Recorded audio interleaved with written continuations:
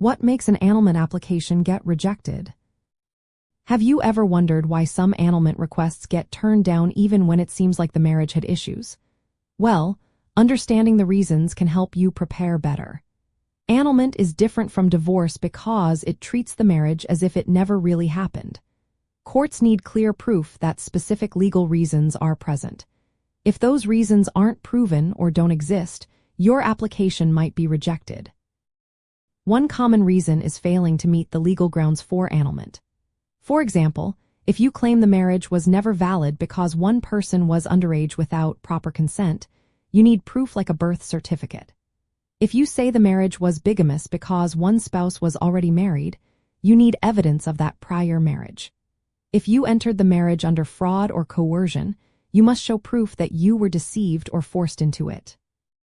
If you or your spouse lacked the mental capacity to agree to the marriage, you need medical or psychological records. Physical incapacity that prevents consummation can also be a ground, but you must show clear evidence. If none of these conditions are proven, the court will likely reject your annulment request. Another reason is not providing enough or convincing evidence. Courts requiring proof that the grounds are more likely true than not. For example, a simple statement isn't enough.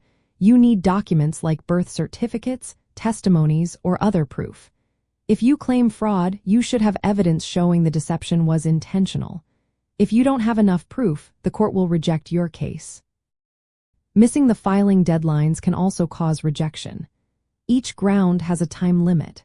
If you file too late after discovering the issue or after the marriage, your application can be dismissed automatically.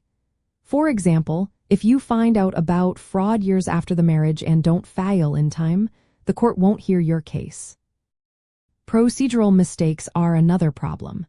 Filling out forms incorrectly, leaving out important details like dates or names, or not paying the required fees can cause delays or rejection.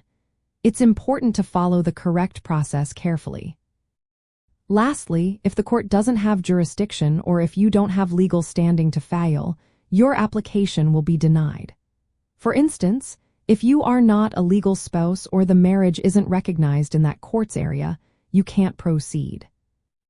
In family law, it's best to review your grounds carefully and gather solid evidence before filing. Make sure to file within the correct time limits and double-check your paperwork. If your annulment gets rejected, you might consider filing for divorce instead, which has different rules and requirements. Knowing these reasons can help you avoid common pitfalls and improve your chances of success.